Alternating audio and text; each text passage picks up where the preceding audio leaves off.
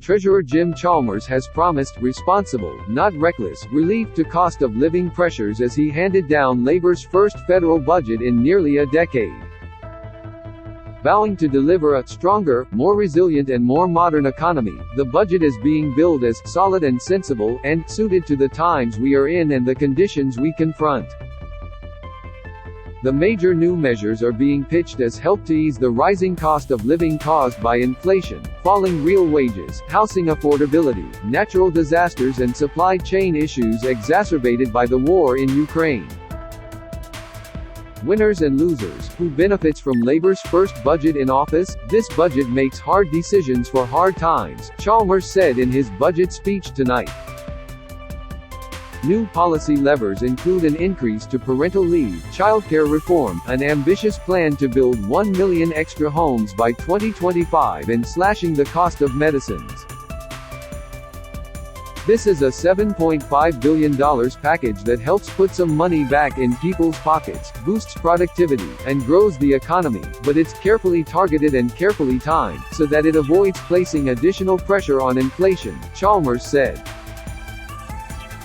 In a welcome boost to be felt from January 1st, Australians who use medicines on the Pharmaceutical Benefits Scheme (PBS) will see the maximum general co-payment slashed from $42.50 to $30, saving $12.50 per script for 3.6 million people. What it means for you: the budget for everyday Aussies cheaper medicines, PBS co-payment slashed from January 1, the budget for women, what's in there, the bottom line, and what's to come. A boom in commodity prices and a significant windfall in tax receipts has seen the deficit fall to $36.9 billion, which is $41.1 billion better than forecast in the March pre-election budget.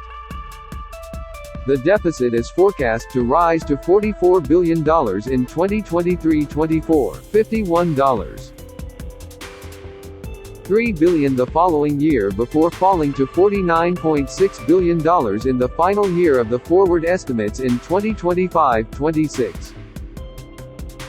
That increase in tax paid to the government, revised up from earlier forecasts by a whopping $54.4 billion in this financial year and $142 billion over the next 4 years, is mostly company tax.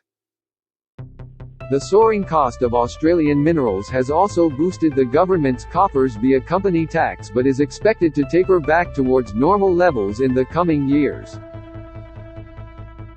Almost all of that extra cash, 99% over the next 2 years and 92% over 4, will be returned to the budget rather than spent. The budget is underpinned by looming global economic turbulence and, Chalmers said, Australia cannot escape it completely. Real wages aren't expected to grow until 2024, with inflation expected to peak at 7.75% later this year before falling to 3.5% in 2023-24. The rising cash rate is forecast to peak at 3.35% in the first half of 2023, continuing the mortgage strain for stretched households. While Australia's economy is set to grow by 3.25% this financial year, it will then slow to 1.5% in 2023-24. Australia's gross debt is expected to tip over the eye-watering $1 trillion mark next financial year. 1 million new homes. A landmark agreement between every level of government will aim to tackle Australia's housing affordability crisis by building 1 million new homes over 5 years. The National Housing Accord is designed to incentivize the construction of cheap housing in popular regions and will start from 2024. The Albanese government will contribute $350 million to the scheme, promising to deliver 10,000 affordable homes over 5 years from 2024. The funding will also incentivize superannuation funds and other institutional investors to make investments in social and affordable housing by covering the gap between free market rents and those incentivized by the government. All state and territory governments have agreed to sign up to the accord, collectively pledging to match the federal government's promise of 10,000 affordable homes. 500,000 TAFE and university places. The Albanese government aims to provide 480,000 fee-free TAFE places and community-based vocational education places, with a focus on industries facing a skills shortage. It kicks off on January 1, 2023, with a $1 billion one-year national skills agreement to create the first 180,000 places, targeted to First Nations applicants and priority areas, such as the care sector. The government will also create 20,000 new university placements over 2023 and 2024. The additional places will provide more opportunities for Australians to study in areas of skills shortage such as nursing, teaching, engineering and technology, the budget papers state. Places will be allocated to people from low socioeconomic backgrounds, rural and remote areas, First Nations people, students who are first in family to attend university and people with disability. Childcare and parental leave help new families, and prospective parents are big winners in the first budget from the Albanese government, with major boosts to parental leave and childcare. Paid parental leave will be expanded by 6 weeks through to 2026-27, with 2 more weeks being added in each financial year, from 20 in 2023-24 to 26 in 2023-27. Both parents will be able to share the leave, and from July 2023, they can even split it day by day. They can also take paid leave on the same days, and single parents will have access to the full allotment. Eligibility will also be expanded with the introduction of a $350,000 family income test.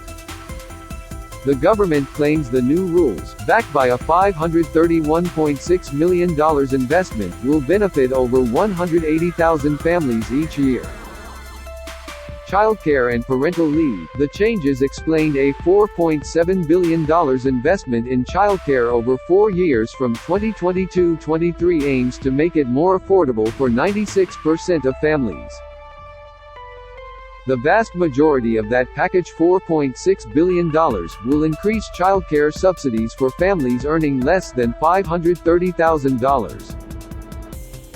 From July 2023, the subsidy will lift from 85% to 90% for families with a combined income of less than $80,000. That subsidy will drop by 1% for each additional $5,000 of annual income, until it ticks down to zero at $530,000. For example, a couple with a combined income of $120,000 would receive an 82% subsidy, up from the current 71%. A further $33.7 million over the same 4 years will go towards providing First Nations children with a minimum of 36 hours a fortnight of subsidized early education and care from July next year. Cheaper medicines from January 1, 2023. The maximum co-payment under the PBS, which has doubled since 2000, will be cut from $42.50 to $30 per script, a 29% reduction. The government estimates the move will save around 3.6 million Australians more than $190 million in out-of-pocket costs. Pensioners who want to work can now earn more. Those on the age and service pensions can now earn an extra $4,000 as a one-off this financial year before their payments are reduced. The credit will see the amount pensioners can earn climb from $7,800 to $11,800. Climate change. A hefty $1.2 billion package to restore the Great Barrier Reef and price cuts on electric cars led a raft of climate and energy initiatives in the second federal budget of 2022.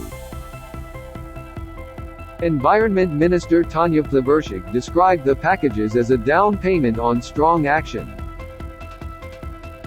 "We don't have time to waste if we are going to reverse the decline," she said. Labour is continuing its push toward expanding Australia's renewable energy sector, pledging a grid made up of 82% renewables by 2030. A $500 million Driving the Nation fund will aim to drive down transport emissions, including charging stations for electric cars at 117 highway sites around the country. The $345 million electric car discount will exempt eligible cars from the fringe benefits tax, and the 5% import tariffs.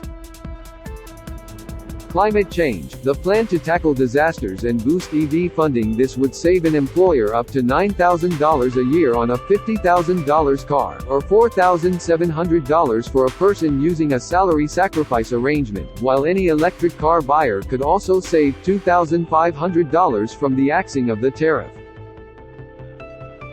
The recent floods have also put government preparedness and response to natural disasters into sharp focus, as well as $3 billion in place for disaster recovery. The Albanese government will look to bring in 5,000 more volunteers for Disaster Relief Australia with an investment of $38.3 million, up to $200 million a year will go to projects such as flood levees, sea walls, cyclone shelters, evacuation centers and fire breaks. A $22.6 million investment over 4 years will also go towards reducing the cost of insurance in disaster-prone communities. The government also aims to add about 4.8 million hectares to Australians' natural reserves, rendering them protected territory. A further $224.5 million will be dedicated to saving threatened native species. The government has set a target of protecting 30% of Australia's land and oceans by 2030, with $14.7 million going to First Nations-led action to identify sites of